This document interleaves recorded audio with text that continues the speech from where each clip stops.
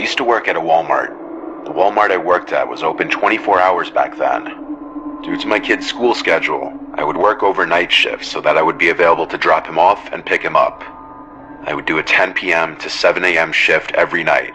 During the day I'd sleep, take care of my son, and work my second job some days. I was exhausted a lot during this time in my life. It wasn't a great time. I had to do what I could to cover rent though. This Walmart was one of the bigger ones. It was a super center, not just a grocery store, so it had everything. It was one of the few open 24 hours around here. I think COVID changed that though. When I got there around 10 this one cold night, there was still a decent amount of shoppers in the store. A lot of people would come in for some late night shopping. As the hours would pass, it would of course quiet down tremendously. The late hours of the night would attract a lot of weirder characters. Weirder than the usual ones during the day. Into the AM hours of the night, there was only one person working the front of the store, and he or she would be at the self-checkout registers. There were no regular registers open this late. There would also be a couple of stock workers on the floor, which was what I did. Then there would be a couple warehouse workers in the back, who I really did never interact with. They did their own thing. And then there's just the night manager on duty. I was in the cereal aisle doing my usual stock work. I noticed a customer walk past the aisle, then seconds later he stepped back into view at the end of the aisle, stopped, and looked down at me. When I looked back at him, he started looking at the cereal. The guy had curly hair. I couldn't gauge his ethnicity, honestly. He had a black backpack on that looked like it was stuffed to the brim with God knows what. He awkwardly lingers in the cereal aisle for a minute, apparently looking at the granola bars. Then he came a little closer to me and asked me where the bread is. I pointed him in the right direction. He said thanks and slowly walked away out of the aisle. I watched him walk away, and he had a very noticeable waddle in his walk. When he was out of sight, he was out of mind though. The problem was that he wasn't out of sight for long.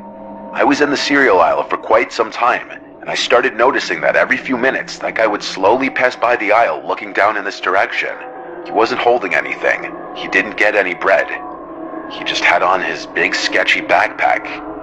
I started working faster just so I could finish this aisle and move away from him. When I was done, I brought the empty U-boat platform back to the warehouse, where I grabbed another U-boat full of boxes ready to stock. I purposely picked an aisle far away from the cereal aisle. I was now in the chips aisle. This is also about 45 minutes after initial contact with that guy, so there should have been no way he was still here. But I was wrong. He found me.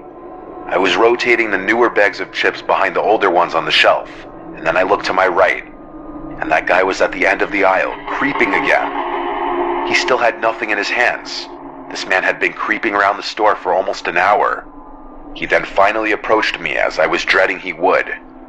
I tried to look away until he started to speak. I don't remember word for word what he said, but basically, he said that he's been checking me out, and he couldn't resist coming up to me telling me how beautiful I am. I responded as politely as I could. I did a fake little laugh and said, "No, thank you, that's very sweet." He didn't stop there though. He asked a bunch of personal questions like where I'm from. I gave fake answers to everything. This guy absolutely reeked and his breath was awful. I was genuinely repulsed. He asked for my number and I said I'm seeing someone. He said there's nothing wrong with us just being friends. To get him to leave me alone, I gave him a fake number. I then told him I really can't be talking to anyone while I'm working. He made some creepy comment before walking away, thinking he was all suave that he got my number, when in reality he was genuinely creepy and I gave him a fake number. I thought that would be the end of it. Hours went by and time felt like it was going in reverse. I wanted to go home. Then the only other stock worker on the job at that hour suddenly walkie-talkied me, saying there's some creepy looking guy asking for me. I said oh no, and then told her to tell him I left. I then basically made a beeline for the employee lounge, where I planned on hiding for a while. I made it to the lounge and then sat in one of the seats. Then the double doors opened, and in came that guy. He looked at me, and he looked angry. He yelled, "You gave me a fake number, you bitch." I think I swallowed my gum out of fear. I said, "You can't be back here, sir." He then took off his backpack and plopped it on the table next to mine. He started unzipping it as he looked at me. That's when it was time for me to go.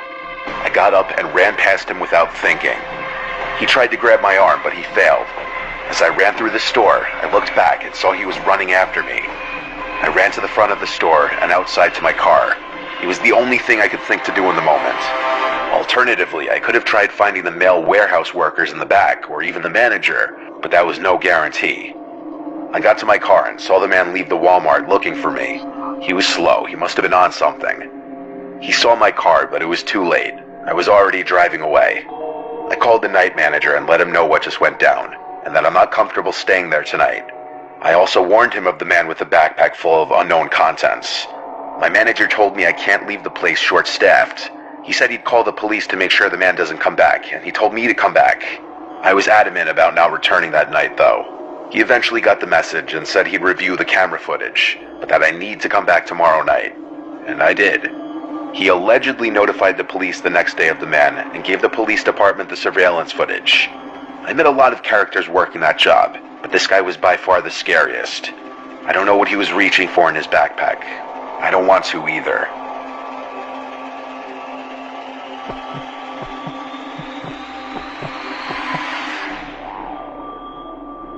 I was 14 when this happened. There's a Walmart that's walking distance to my house. I used to sometimes go there to buy clothing and such before I was of driving age, since it was so close. Sometimes I'd go with my friend Emily, sometimes I'd just go alone. The Walmart is part of the nearby mall, but the mall kind of stinks now. Most of the good stores have closed over the years. Plus, I wasn't made of money when I was 14, and Walmart is cheap.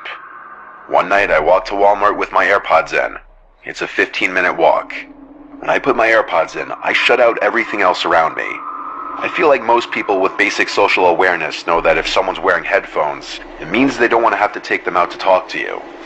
I was minding my business in Walmart in the girls' clothing department when I noticed a guy next to me saying something. I couldn't hear what he was saying, but it looked like he was talking to me.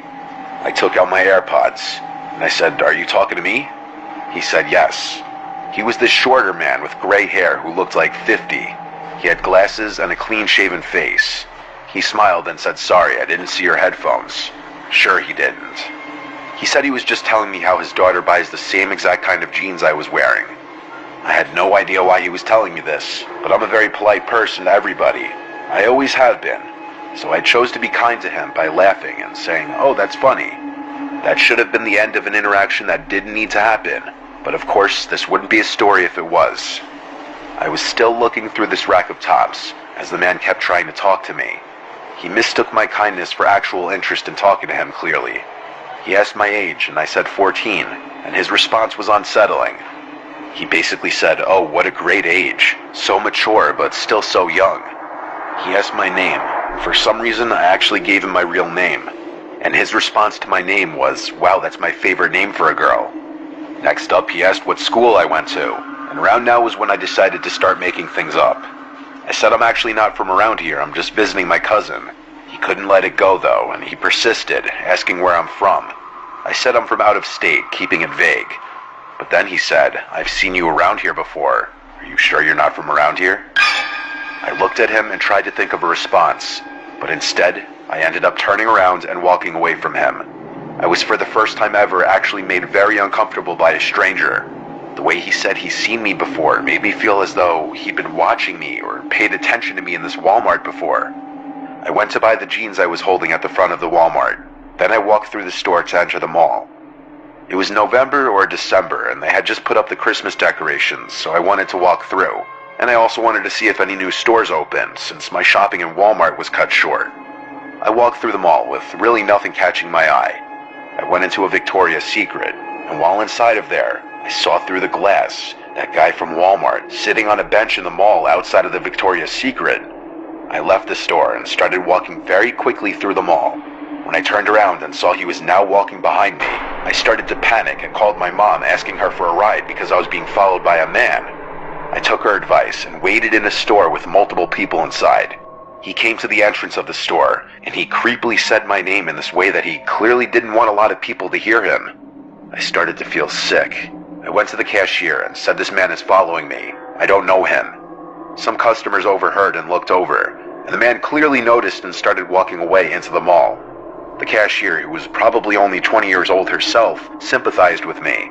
A couple even came over and said they'd wait with me until my mom got here. My mom came into the mall eventually, and I left with her, thanking the couple who waited with me.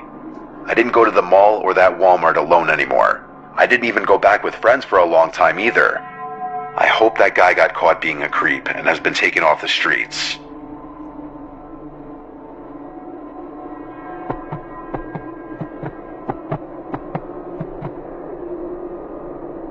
My worst job ever was working at Walmart.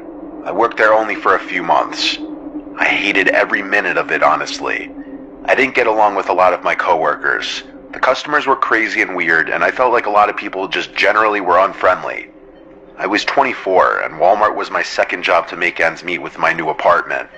Sometimes I'd work register, sometimes I'd work the desk outside the fitting room, and sometimes I'd work general sales associate. On this day, I was a general associate, walking around the place assisting customers and straightening things on the shelves.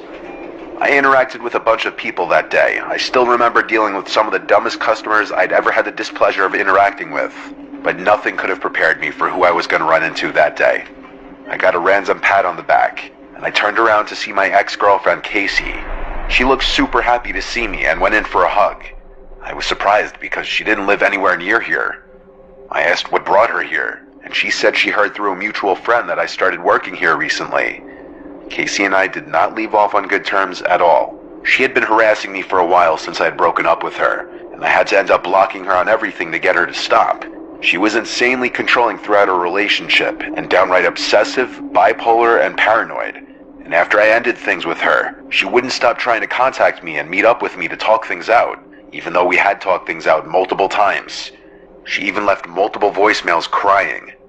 I take no joy in any of that. I don't say any of this to belittle her or make a joke of mental illness, but she has issues, and I came to learn that, and I had to tell her multiple times her behavior is not normal. Her finding out I got this job and coming to my place of work, I was not okay with.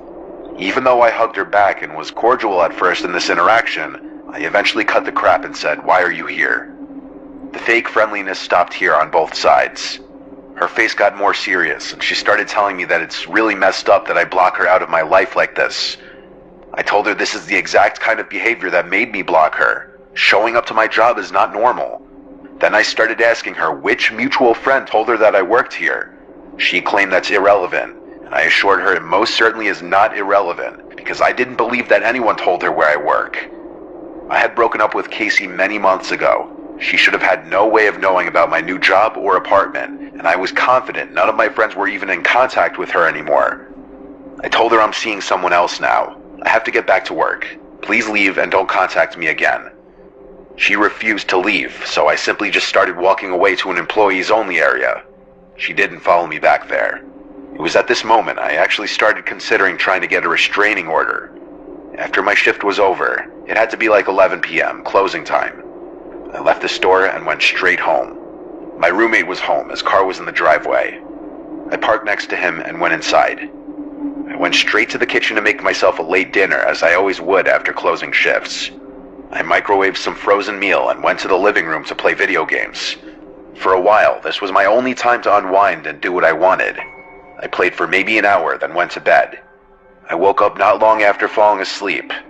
I thought I heard something. I looked up and realized my bedroom door was open. I definitely did not do that. My roommate Paul goes to bed really early because he works early, and there's no chance he'd just get up and randomly open my door. I got up and walked out into the living room. I turned on a lamp and looked around the place. I went over to the front door, and it was unlocked. What the hell was going on? I was thinking, did Paul leave? I looked out the window and saw that his car was still there. I locked the front door. Then I went to his bedroom door and tried opening it. It was locked. I knocked on the door lightly once, and he didn't respond, so he was asleep. I was genuinely confused. I went out front and looked under the pot where we kept a hidden spare key. It wasn't there. My heart was in my throat at this point. The only person in this world besides Paul and my family who knows that I like to hide a spare key outside is Casey. I checked at least 5 times under the pot, even checking the surrounding area on the chance that maybe it was kicked out of place or something. I went back inside the house and shut the front door. I went to the knife holder in the kitchen, and the biggest knife was missing. My phone was still in my bedroom. I had to be smart about this. I tiptoed to my bedroom door until I was close enough to grab the doorknob as fast as I could and slam it shut from the outside. I screamed as loud as I could for Paul. He erupted from his room, obviously confused, and there were suddenly bangs on the bedroom door from the other side, along with Casey's voice saying, "I'm sorry, let's talk." I held the door closed with all my might as she kept trying to pull it open. Paul called the police as I held the door. After a few minutes of this, Casey stopped trying to pull the door open, and she was hysterically crying on the other side of the door. Finally, the police arrived and came inside. I moved away from the door, and the officers made sure Casey dropped the knife before she came out. She was of course arrested, and I didn't even have to press charges. She was charged by the state for, I believe, burglary in the 2nd degree, and she's currently serving a pretty lengthy prison term for this. I'm honestly shocked she didn't get charged for attempted murder. It's a sick situation all around. I don't know when she'll be out. I'll have been long moved out of this place by then. My biggest regret is not catching the red flags with her early on.